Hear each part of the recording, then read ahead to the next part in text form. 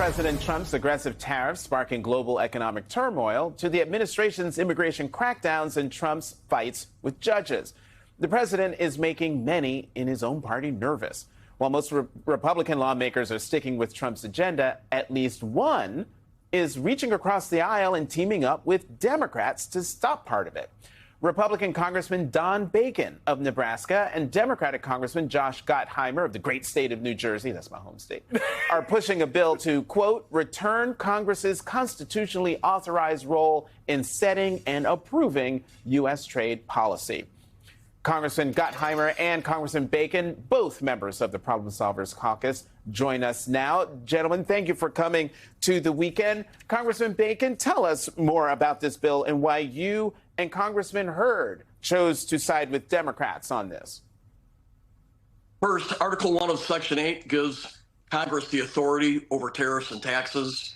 It's pretty clear in the Constitution, but what Congress has done way before my time and Josh's time is that we gave emergency authorities to the president. And it was intended to go like if Russia invades Ukraine, let's put tariffs on Russia and things like that. It was not intended to do tariffs against 80 countries and a wholesale policy change, which is what I see today. So I share the views of Senator Grassley, also Rand Paul and other Republicans in the Senate, that it's gone too far, and Congress should restore this authority back to where it belongs, and that's with us. And Congressman Bacon, thanks so much for joining us today. I want to add to Jonathan's question and dig a little deeper, but there are some people who have sort of analogized this situation, Trump's insistence on imposing and implementing and keeping these tariffs, to Joe Biden's fumbling of the withdrawal from Afghanistan, that his approval ratings when he did do that pullout of Afghanistan really never recovered, despite some wins that his administration have, including millions of jobs, legislative victories, and that he never was ultimately able to restore trust with voters. Is this Trump's Afghanistan moment? Probably too early to say yet, but by the way, I agree with you. That was the beginning of the end of the Biden administration, was Afghanistan. I think maybe more analogous, I'd worry about what happens to Ukraine if Ukraine falls. That would be likely put on President Trump's shoulders if that goes south. I hope it doesn't. I want an independent Ukraine. I think it's a little early to say what's going to happen with these tariffs. I do know that our experience with them are not good. Last time the Republicans have backed tariffs was in 1930. That did not turn out well. By the way, that was the last time Republicans were isolationists as well. So we're seeing a brand of our party that's isolationist and protectionist.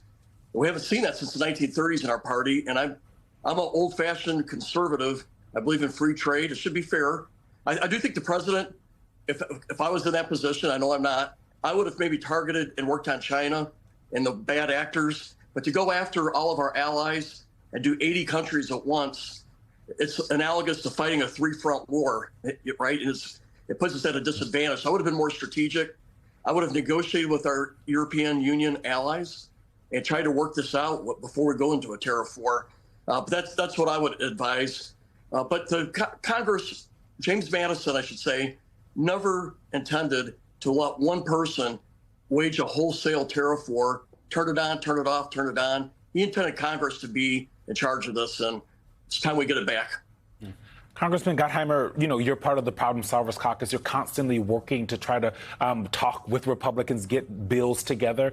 One thing that we continue to hear is that Republicans behind the scenes, when they tell us certain things, and then they go in front of a camera and say something a little bit different for fear of political retribution, maybe of political violence.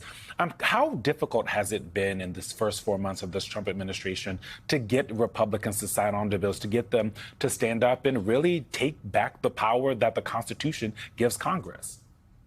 Well, thanks for having me. And it's certainly not been the easiest time for bipartisan government, to say the least. But then listen, you got Don right here talking for the last minutes about how these tariffs are so destructive to our country and the families, right? In Jersey, it's going to be a $5,000 tax increase with these tariffs, with prices going up, crushing people on everything from coffee in the morning, right, to clothing, you name it, to cars, you name it. It's going to have a huge impact, and it already is having a huge impact.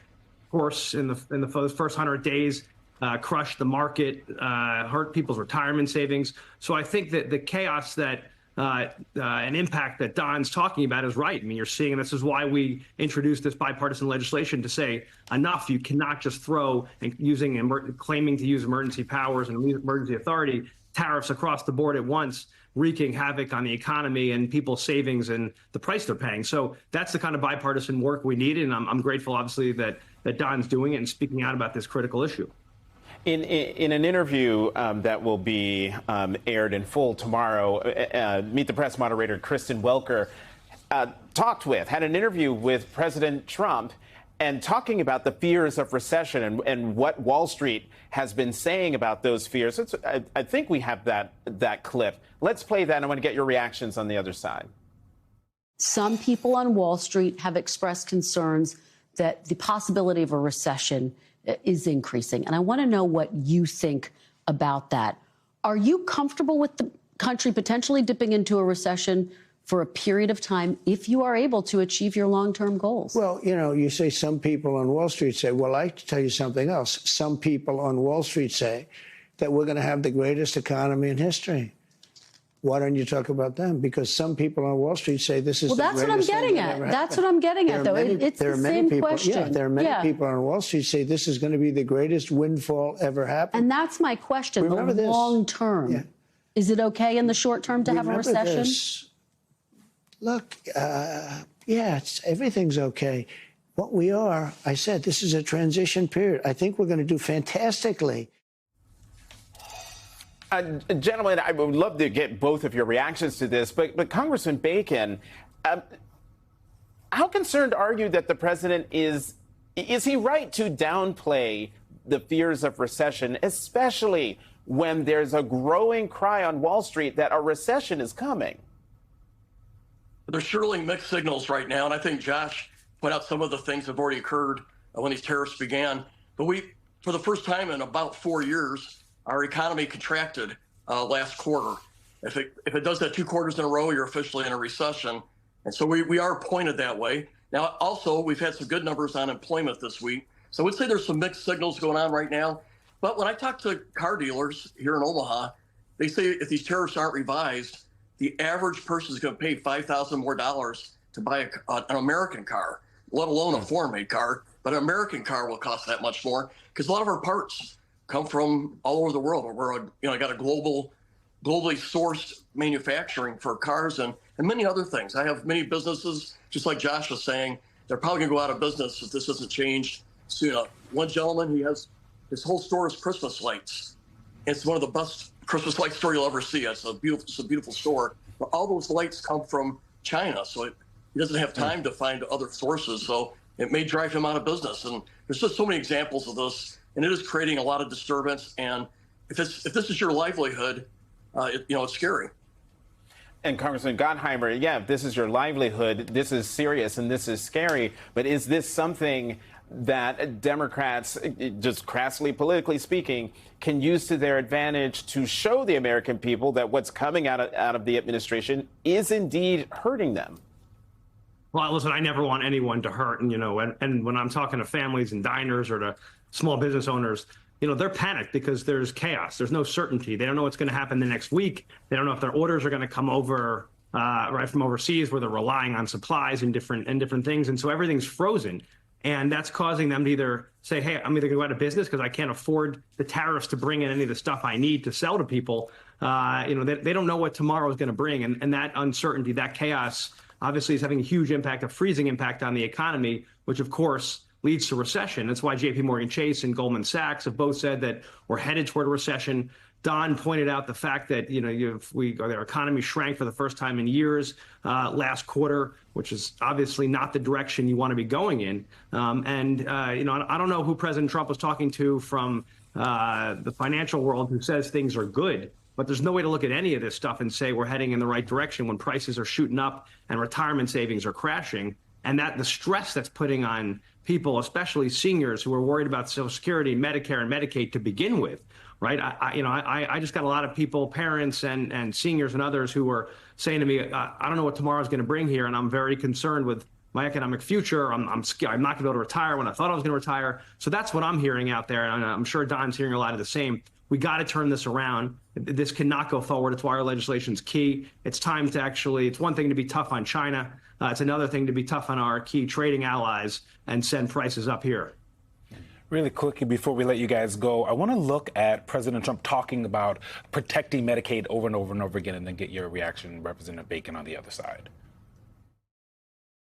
One of the things that's very important will be saving Medicaid for Americans in need. So just remember, we will be saving Medicaid and strengthening it. We will defend Medicaid for those great people that are in need. We're going to pass the largest tax cuts in American history, and we will not cut Social Security, Medicare, or Medicaid benefits.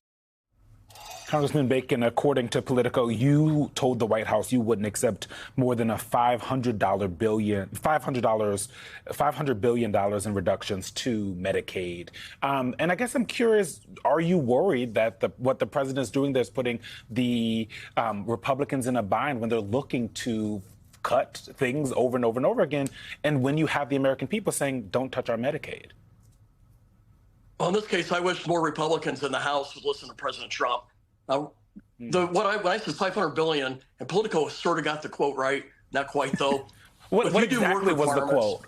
What exactly was the quote? If you do work requirements and you do an eligibility check, and only sure people here legally can be on Medicaid, that saves you by $500 billion, according to the Congressional Budget Office. So I'm not proposing any cuts to the Medicare or Medicaid that people that are needed that they have to get, or to the hospitals. But if you do work requirements for able-bodied adults, eligibility checks, you save about $500 billion. And most Americans agree with that, by the way. And I think President Trump is in that same boat where I'm at. The problem is we have a few people in our House that want to go much more than that.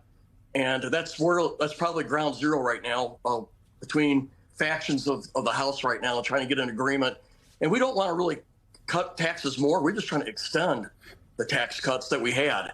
If we don't extend them, it's going to be a 20% tax increase, and that's not good either. So I think what I'm proposing is fair. I've seen polling where 80% of Americans agree with work requirements for able-bodied people that don't have small children. And so there's some smart things we could do here that we can meet in the middle and get an agreement. I just hope the other Republicans are listening to President Trump. He says he doesn't want Medicaid cut. Congressman Josh Gottheimer, Don Bacon, thank you so much for joining us on our launch weekend. We really appreciate your time. Thank you. Congrats.